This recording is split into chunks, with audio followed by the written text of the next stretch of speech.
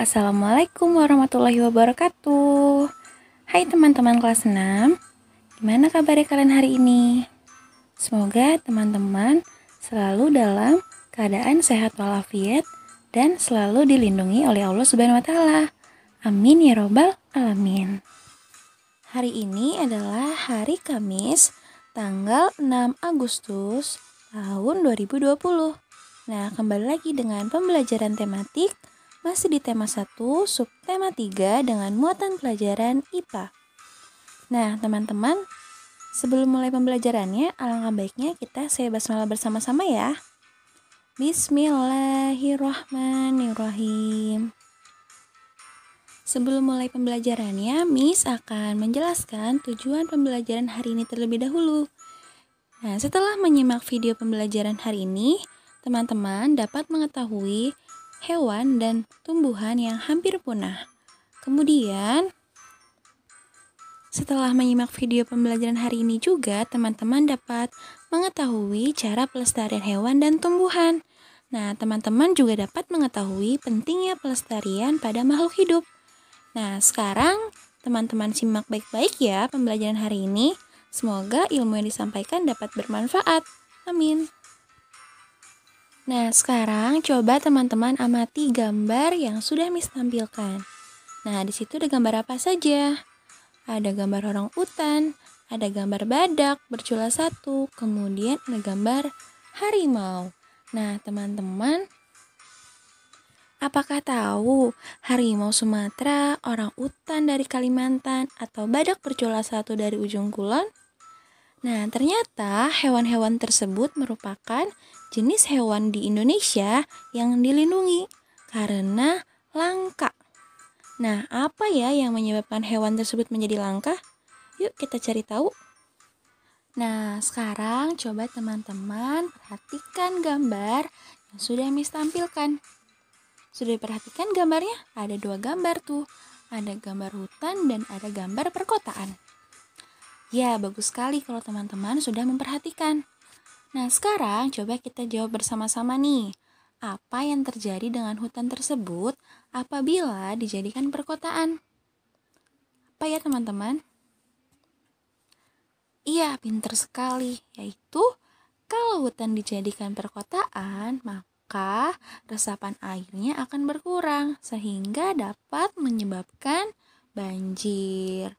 Kemudian apa lagi, ayo? Ayo, siapa yang tahu? Siapa yang tahu? Wah, benar sekali tuh.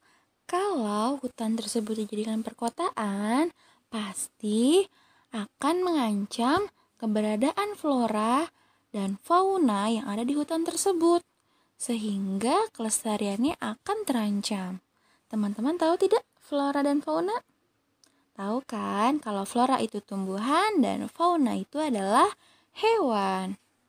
Nah, selanjutnya teman-teman tahu jawabannya nomor 2? Bagaimana dengan nasib hewan-hewan yang hidup di hutan? Gimana ya nasibnya? Ada yang tahu? Ya, hewan-hewan yang ada di hutan akan terancam punah karena mereka kehilangan habitatnya. Nah, habitat itu adalah kehilangan tempat tinggalnya. Nah, kalau misalkan hutannya dijadikan perkotaan, pasti mereka akan kehilangan habitat mereka dan mereka akan terancam punah. Nah, lalu pertanyaan nomor 3, di mana hewan-hewan tersebut akan tinggal jika hutan telah musnah? Nah, pasti hewan-hewan tersebut karena tidak memiliki tempat tinggal, mereka akan punah dan mereka bisa jadi hewan tersebut akan pergi ke rumah-rumah penduduk dan akan juga bisa jadi mengganggu warga dan juga masyarakat setempat. Nah, itu adalah jika hutan telah musnah dan hewan-hewan kehilangan tempat tinggalnya. Nah, sekarang teman-teman juga boleh sambil dilihat dan dibuka buku paketnya halaman 112. Nah, sekarang ada pertanyaan nomor 4. Bagaimana pengaruhnya terhadap kehidupan manusia jika seluruh pohon dan semua hutan di bumi habis? Bagaimana ya? Ada yang tahu? Teman-teman, hutan itu memiliki peran di ekosistem menyediakan oksigen bagi makhluk hidup lainnya. Nah, tanpa ada hutan, maka produksi oksigen kita akan berkurang. Nah, itu adalah pengaruhnya hutan terhadap kehidupan manusia. Nah, teman-teman masih ingat nggak tadi Miss menyebutkan hewan apa saja ya yang di awal pembelajaran? Ya, benar banget. Yaitu ada hewan badak bercula 1, ada hewan harimau Sumatera, kemudian ada hewan orang utan. Nah, teman-teman tahu tidak? Kalau ada beberapa contoh pemanfaatan hewan dan tumbuhan yang tidak baik. Contohnya apa ya? Teman-teman tahu tidak? Nah, contoh ini menyebabkan hewan dan tumbuhan itu terancam punah. Yang pertama adalah kegiatan melakukan perburuan liar terhadap hewan, kemudian penangkapan ikan secara ilegal atau memakai bom. Nah, itu adalah populasi ikan yang menurun, bahkan bisa menjadi kepunahan. Nah, yang kedua, coba kalian amati gambar berikut. Nah, ini adalah gambar penebangan atau penggudulan terhadap hutan sehingga ekosistem hutan akan menjadi rusak. Selanjutnya, coba kalian amati gambar berikut ini. Nah, ini adalah gambar pembangunan penginapan atau villa-villa di daerah pegunungan yang bisa menyebabkan mengurangi populasi hewan dan populasi tumbuhan yang ada di dalam hutan. Nah, kemudian yang terakhir yaitu adanya sistem pertanian yang berpindah-pindah juga bisa memicu terjadinya kerusakan pada ekosistem yang ada di hutan. Nah, itu semua adalah contoh dari pemanfaatan hewan dan tumbuhan yang tidak baik. Nah, teman-teman tidak boleh ditiru ya kegiatan seperti itu. Kita harus selalu menjaga kelestarian tumbuhan dan hewan yang ada di Indonesia. Nah, selanjutnya kita akan bahas hewan dan tumbuhan yang hampir punah. Nah, berikut Miss tampilkan nih, ada hewan yang hampir punah terlebih dahulu. Yang pertama, ayo gambar apa itu hewannya? Iya, pinter banget. Yaitu ada hewan badak bercula 1. Yang kedua, yaitu ada hewan harimau Sumatera. Nah, yang selanjutnya yaitu ada gambar burung cendrawasih. Nah, kemudian ada hewan komodo. Nah, yang terakhir nih, ada gambar hewan orang utan. Nah, selanjutnya kita akan bahas tumbuhan yang hampir punah. Yang pertama ada gambar apa yo? Siapa yang tahu? Ya, itu adalah gambar bunga Rafflesia arnoldi atau yang biasa disebut dengan bunga bangkai. Nah, yang kedua yaitu ada gambar tumbuhan kayu cendana. Nah, yang terakhir itu adalah gambar tumbuhan anggrek yang berwarna hitam. Disebutnya anggrek hitam. Nah, sekarang kita akan bahas tentang cara pelestarian tumbuhan. Nah, bagaimana cara pelestarian tumbuhan yang dapat kita lakukan? Nah, yang dapat kita lakukan adalah dengan menjaga keberadaan hutan yang ada. Karena hutan adalah sumber industri yang dipakai untuk kebutuhan manusia.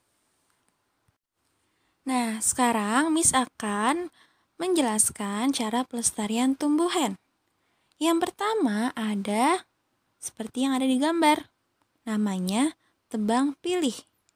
Nah, tebang pilih adalah penebangan terhadap pohon, namun disertai juga dengan penanaman bibit yang baru. Nah, yang kedua ada reboisasi. Teman-teman pernah dengar istilah reboisasi? Nah, reboisasi adalah tindakan penghijauan kembali terhadap hutan yang telah gundul, sehingga kerusakan hutan dapat diperbaiki. Nah, yang ketiga yaitu ada cagar alam. Nah, cagar alam adalah tindakan yang dibuat guna melindungi tumbuhan terhadap kerusakan. Misalnya, karena penebangan secara liar, perubahan lingkungan. Nah, kegiatan cagar alam itu bisa menyelamatkan spesies tumbuhan dari kepunahan. Nah, yang selanjutnya kita akan bahas tentang cara pelestarian pada hewan.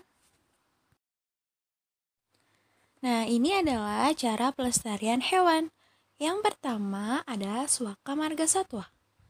Nah, Suaka Marga Satwa adalah suatu kawasan suaka alam yang memiliki ciri khas yang berupa keanekaragaman dan atau keunikan dari jenis satwa yang untuk kelangsungan hidupnya bisa dilakukan dengan pembinaan terhadap habitatnya.